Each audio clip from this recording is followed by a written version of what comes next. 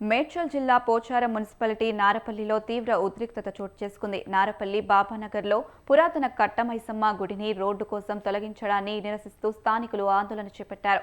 మేడ్చల్ నియోజకవర్గం BJP incharge ఏనుగు సుదర్శన్ రెడ్డి, పోచారం కౌన్సిలర్లు గుడిని ధ్వంసం చేయడాన్ని అడ్డుకున్నారు. 40 సంవత్సరాల క్రితం నిర్మించిన ఈ గుడిని ఓ వెంచర్ కోసం తొలగించే యత్నం చేయడంపై స్థానికులు ఆగ్రహం వ్యక్తం చేశారు.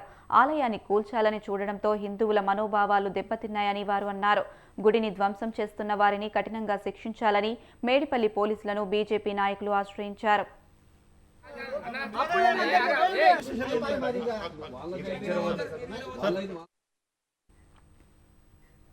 హైదరాబాద్లో అక్రమ నిర్మాణాలపై హైడ్రా దూకుడు కొనసాగుతుంది. మాదాపూర్లో అక్రమాలను కూల్చివేసింది. అయ్యప్ప సొసైటీలోని 100 ఫీట్ రోడ్లో ప్రధాన రహదారికి ఆనుకొని అక్రమంగా నిర్మించిన 5 అంతస్తుల భవనాన్ని బుల్డోజర్ల సాయంతో హైడ్రా, డీఆర్ఎఫ్ సిబ్బంది కూల్చివేశారు.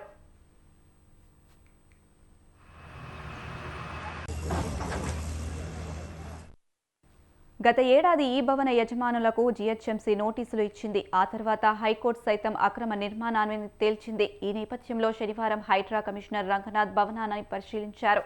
ఈ క్రమంలో ఇవాళ కూల్చివేత చేపట్టారు.